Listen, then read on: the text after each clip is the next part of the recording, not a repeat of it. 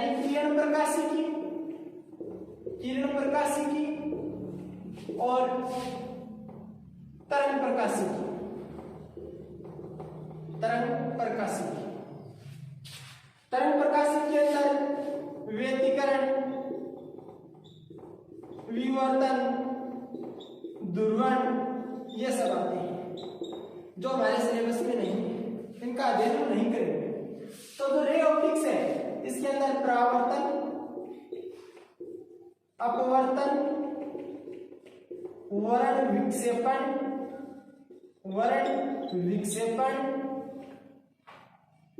नेत्र दोष,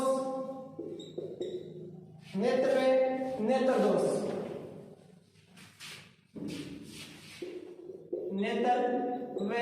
दोष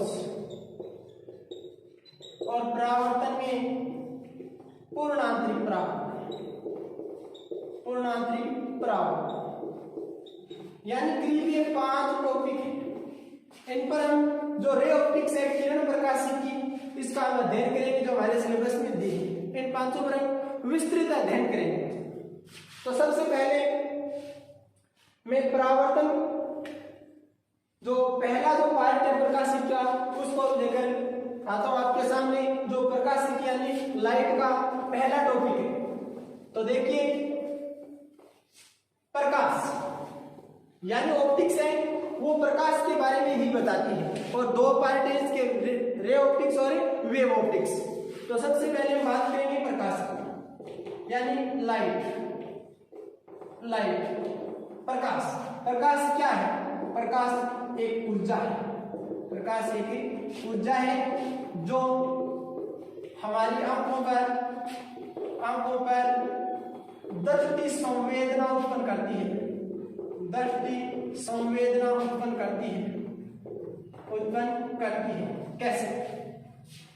कैसे दृष्टि संवेदना उत्पन्न करती है?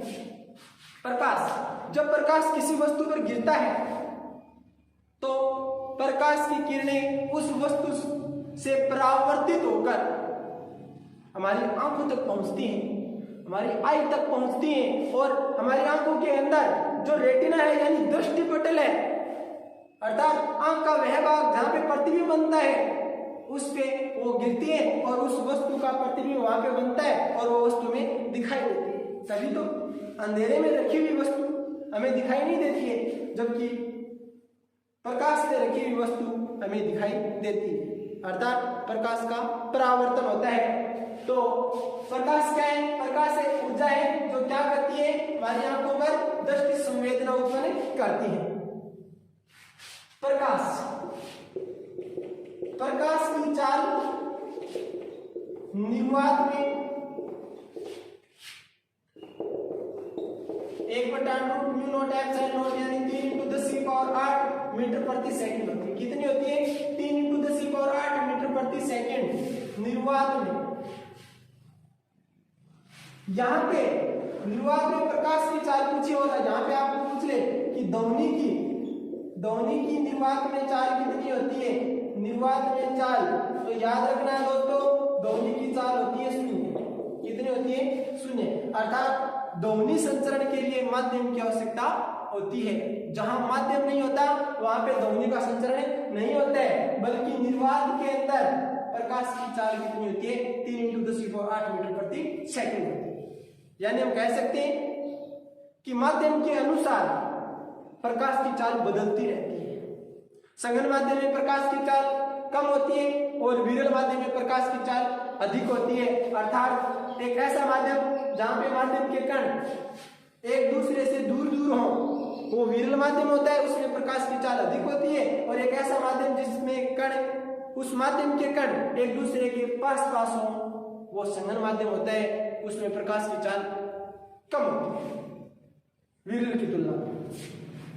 तो प्रकाश तो तरंग होती है। प्रकाश तरंग की प्रकृति कैसी होती है? अनुप्रस्थ होती है। बेहद महत्वपूर्ण बात है कि प्रकाश तरंग की प्रकृति कैसी होती है? अनुप्रस्थ होती है। तरंग होती है वो एक होती है अनुप्रस्थ तरंग और दूसरी होती है अनुदैर्ध्य। वैसे यांत्रिक तरंग भी होती है, कोई 3 टाइप की होगी, लेकिन मैं बात करूं अनुप्रस्थ तरंग और अनुदैर्ध्य तरंग की, तो अनुप्रस्थ तरंगों के अंदर प्रकाश आ गया, या अस्थिर पानी, जैसे स्थिर पानी है और इस पानी के अंदर पत्थर डाला जाए और पत्थर डालने पर जो इस प्रकार की वेव बनती है, उस वेव की प्रकृति भी कैसी होती है, अनुप्रस्थ तरंग होती है, यानी इस टाइप से जो बनती है, जैसे स्थिर पानी में पत्थर डाला जाता है तो इस टाइप से जो वेव बनती है वो उनकी प्रकृति कैसी होगी, उनकी प्रकृति अनुप्रस्थ होगी। प्रकाश तरंगों की प्रकृति भी कैसी होती है, अनुप्रस्थ होती है। और यदि एक दीवार के, जैसे ये दीवार है, एक दीवार के रस्सी बांधकर और एक बच्चा इधर से इसको हिला रहा है, तो इसमें इस प्रकार की तरंगें उत्पन्न होती है। ये जो तरंग है, ये तरंग भी कैसी होती है, अनुप्रस्थ होती है, यानी इस प्रकार से तरंग का बनना भी कौन सा गुण दर्शाता है, अनुप्रस्थ का। अनुप्रस्थ तरंगों के अंदर जो कंपन होता है, उन कंपन के संचरण की दिशा या कंपन होने की दिशा तरंग संचरण की दिशा के लंबवत होती है। कैसे, जैसे ये तरंग है और तरंग संचरण की दिशा ये है और इसमें यहाँ पे कोई कण कंपन कर रहा है, वो इसकी दिशा ये है, कंपन करने की दिशा ये है, दोनों एक दूसरे के लगभग एक समकोण पर होते हैं, यानी 90 डिग्री का कोण बनाते हैं। इस प्रकार की जो तरंग होती है वो अनुप्रस्थ तरंग होती है, और जो इसके पैरेलल ऐसे चलता है वो अनुदैर्ध्य तरंग होती है। अर्थात हम कह सकते हैं कि अनुदैर्ध्य तरंग होती है वो ध्वनि तरंग होती है। कौन होती है, ध्वनि तरंग। ध्वनि तरंगों की जो प्रकृति होती है वो अनुदैर्ध्य होती है, अर्थात अनुदैर्ध्य होने के कारण ये ध्रुवण का गुण नहीं दर्शाती, ध्रुवण का गुण नहीं दर्शाती। ध्वनि तरंगे ध्रुवण का गुण क्यों नहीं दर्शाती? क्योंकि ध्वनि तरंगों की जो प्रकृति होती है वो अनुदैर्ध्य होती है, और अनुदैर्ध्य तरंगे कभी भी ध्रुवणता का जो गुण होता है वो नहीं दर्शाती है।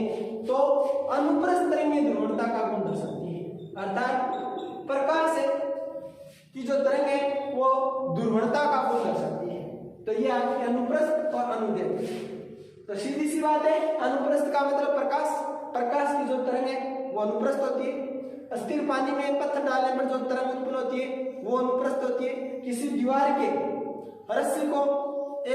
रस्सी के एक सिरे को बांधकर उसको हिलाने पर जो तरंग बनती है उसकी प्रकृति अनुप्रस्थ होती है, और ध्वनि तरंगों की प्रकृति अनुदैर्ध्य होती है। और जो तरंगें अनुप्रस्थ प्रकृति को दर्शाती हैं उनमें ध्रुवणता का गुण पाया जाता है, और जिनमें अनुदैर्ध्य तरंगें होती हैं उनमें ध्रुवणता का गुण नहीं पाया जाता है।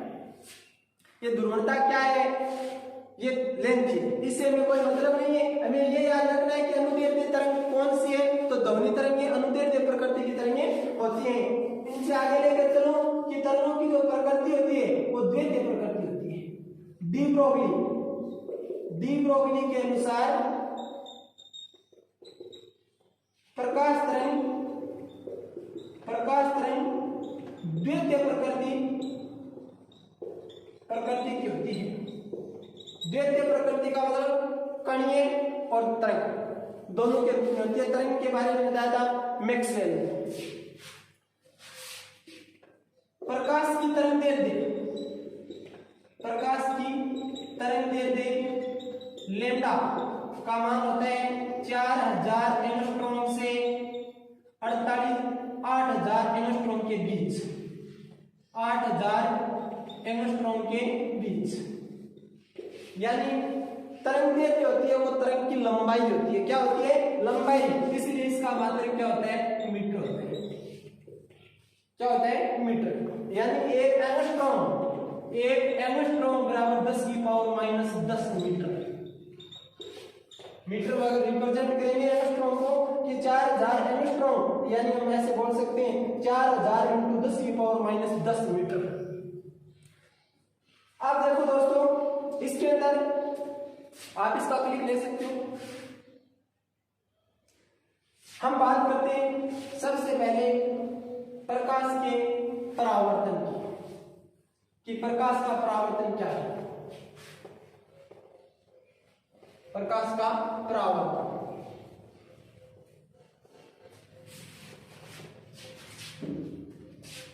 प्रकाश का परावर्तन, प्रकाश का परावर्तन यानी reflection of light, reflection of light, प्रकाश का परावर्तन, परावर्तन। तो परावर्तन में देखिए ये एक परावर्तक सतह, परावर्तक सतह, और ये हमारे पास इस परावर्तक सतह पे अभिलंब, ये आपतित किरण और ये परावर्तित किरण, ये आपतन कोण आई और ये परावर्तन कोण आ। देखो प्रकाश का परावर्तन क्या है। मैं ऐसे बोलूं कि कोई भी प्रकाश की किरण एक माध्यम से चलकर दूसरे माध्यम की सतह से टकराकर वापिस उसी माध्यम में एक निश्चित दिशा में लौट जाए। क्या हो जाए? वापिस उसी माध्यम में एक निश्चित दिशा में लौट जाए, प्रकाश का परावर्तन कहलाता है। यानी प्रकाश की यह घटना प्रकाश का परावर्तन कहलाता है। और जो प्रकाश की किरण समतल सतह या परावर्तक सतह पर आकर गिरती है वो आपतित किरण कहलाती है। क्या कहलाती है? आपतित किरण। और जो सतह से टकराकर उसी माध्यम में लौट जाती है वो परावर्तित किरण कहलाती है। क्या कहलाती है? परावर्तित किरण। आपतित किरण व अभिलंब के मध्य बना कोण आपतन कोण कहलाता है। क्या कहलाता है? आपतन कोण। परावर्तित किरण व अभिलंब के मध्य बना कोण क्या कहलाता है? परावर्तन कोण कहलाता है। यानी आपतन कोण को I से रिप्रेजेंट किया जाता है और परावर्तन कोण को R से रिप्रेजेंट किया जाता है। तो परावर्तन की डेफिनेशन क्या बनी कि यदि कोई प्रकाश की किरण एक माध्यम से चलकर किसी दूसरे माध्यम की सतह से टकराकर वापिस उसी माध्यम में एक निश्चित दिशा में चली जाना, प्रकाश की इस घटना को प्रकाश का परावर्तन कहते हैं, रिफ्लेक्शन ऑफ लाइट कहते हैं। तो जो प्रकाश का परावर्तन है ये हमारे पास अभिलंब है, समतल सतह पर डाला गया अभिलंब। प्रकाश के परावर्तन के नियम, परावर्तन के नियम, इनके दो नियम। पहला नियम, आपतित किरण, परावर्तित किरण और अभिलंब तीनों एक ही तल में स्थित। यानी आपतित किरण, परावर्तित किरण और अभिलंब तीनों एक ही तल में स्थित होते हैं। यह परावर्तन का पहला नियम है। द्वितीय नियम, द्वितीय नियम इसका इंपॉर्टेंट है। आपतित किरण व अभिलंब के मध्य बना कोण आपतन कोण। किनके मध्य बना? आपतित किरण व अभिलंब। याद रखना है जो आपतन कोण और परावर्तन कोण होता है वो अभिलंब के सापेक्ष बनता है, अर्थात कोण I बराबर क्या होता है? कोण R होता है। परावर्तन के द्वितीय नियमानुसार आपतित किरण व अभिलंब के मध्य बना कोण, परावर्तित किरण व अभिलंब के मध्य बना कोण सदैव परस्पर बराबर होते हैं। अर्थात आपतन कोण का मान सदैव परावर्तन कोण के बराबर होता है। ये इसके दो महत्वपूर्ण नियम। अब ये दो नंबर नियम है, इस पर न्यूमेरिकल्स बनते हैं एग्जाम में। कैसे बनेंगे वो मैं आपको एग्जाम से बताता हूं। जो एग्जाम्पल है 3 या 4 एग्जाम्पल करते हैं इस नियम पर, द्वितीय नियम पर, और आपका जो संशय है वो दूर करने की कोशिश करता हूं। देखो कैसे क्वेश्चन बन सकते हैं इसमें। परावर्तन का जो द्वितीय नियम है, अर्थात क्या है द्वितीय नियम कि आपतन कोण का मान सदैव परावर्तन कोण के मान के बराबर होता है। इसमें क्वेश्चन नंबर 1, यदि कोई प्रकाश की किरण, यदि कोई प्रकाश की किरण परावर्तक सतह पर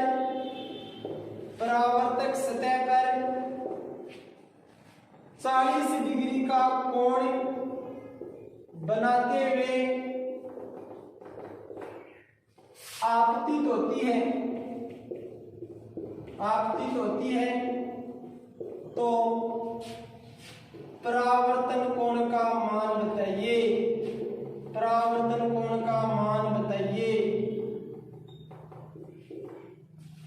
यानी आपका क्वेश्चन इस प्रकार से, ये आपका विलंब है और ये बोल रहा है कि एक प्रकाश की किरण 40 डिग्री का कोण बनाते हैं। इसका मतलब आपको खुद को ही समझना है किसके साथ बनाएगी कोण, अभिलंब के साथ बनाएगी। किसके साथ है, अभिलंब के साथ। और अभिलंब के साथ कितने डिग्री का कोण बनाते हुए, 40 डिग्री का कोण बनाते हुए आपतित होती है तो परावर्तित किरण व अभिलंब के मध्य बना कोण परावर्तन कोण का मान क्या होगा।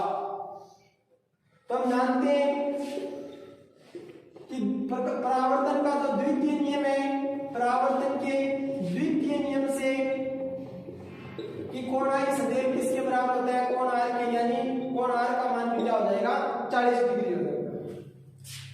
और इसी आधार पर जो क्वेश्चन आता है वो सबसे ज्यादा गलत होता है। ये तो ठीक है कि कोण आई बराबर कोण आर होता है, लेकिन ये हर समय ठीक ही रहता है कि कोण आई बराबर कोण आर होता है और प्रश्न को घुमा दिया जाता है और फिर वो बराबर नहीं रहता और हम बराबर रहते हैं। देखिए कैसे, क्वेश्चन नंबर 2, एक यदि कोई प्रकाश की किरण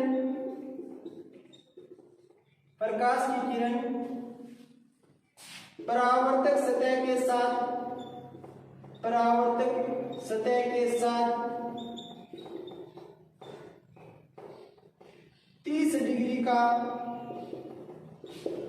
कोण बनाते हुए परावर्तित होती है तो आपतित किरण व परावर्तित किरण के मध्य कोण कितना होगा। आपको दिया है कि कोई प्रकाश की किरण परावर्तक सतह के साथ 30 डिग्री का कोण बनाते हुए क्या होती है, परावर्तित होती है। तो आपतित किरण व परावर्तित किरण के मध्य कोण ज्ञात कीजिए।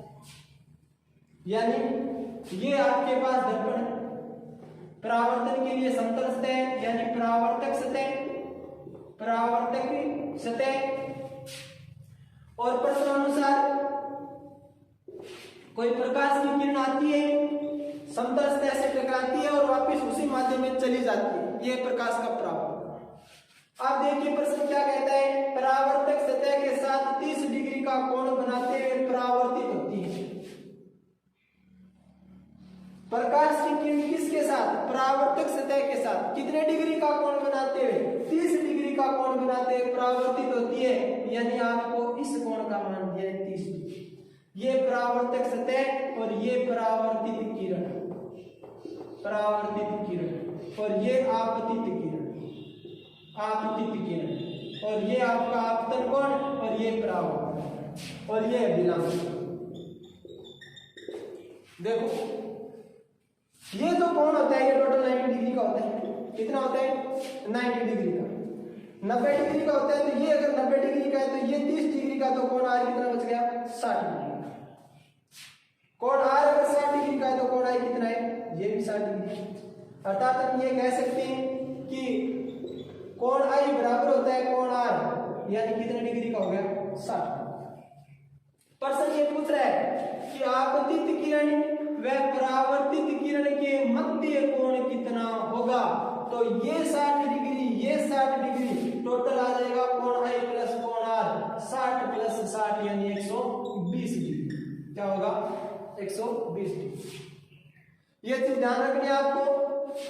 क्वेश्चन बहुत सारे बन सकते हैं। आपतित किरण व विलंब के साथ मध्य बना कोण दे सकता है, आपतित किरण व परावर्तक सतह के मध्य बना कोण दे सकता है, आप परावर्तित किरण व विलंब के मध्य कोण बना दे सकते हैं, कोई एक कोण बना दे सकता है और आपको दूसरा कोण पूछ सकता है। उसमें आपको ये ध्यान रखना है कि परावर्तक सतह की बात कर रहा है या नहीं कर रहा।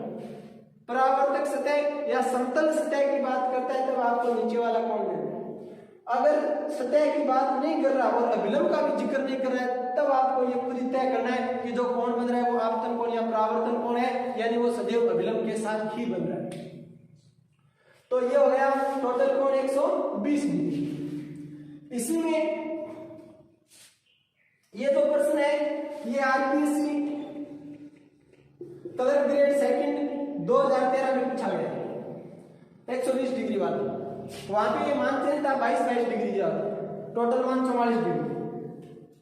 इसमें तीसरा क्वेश्चन बनता है, वो देखो किस प्रकार से कि हमने ये पढ़ लिया कि कोण आई बराबर कोण आर होता है। आप इसका क्लिक ले सकते हो क्वेश्चन का, और जो डायग्राम है इसका ले सकते हो, और 60 + 60 कितना हो जाएगा, उत्तर आपका 120 डिग्री हो जाएगा। देखो 3 नंबर क्वेश्चन, क्वेश्चन नंबर 3, या हम नोट डाल के भी लिख सकते हैं कि अभिलंबवत आपतन की स्थिति, अभिलंबवत आपतन की स्थिति, आपतन की स्थिति में आपतन कोण व परावर्तन कोण, परावर्तन कोण का मान शून्य होता है, शून्य होता है। किसका? आपतन कोण और परावर्तन कोण। कैसे, कौन सी विलंब आपतन की स्थिति कैसी होती है? ये विलंब है, ये परावर्तक सतह, ये विलंब, अभिलंब।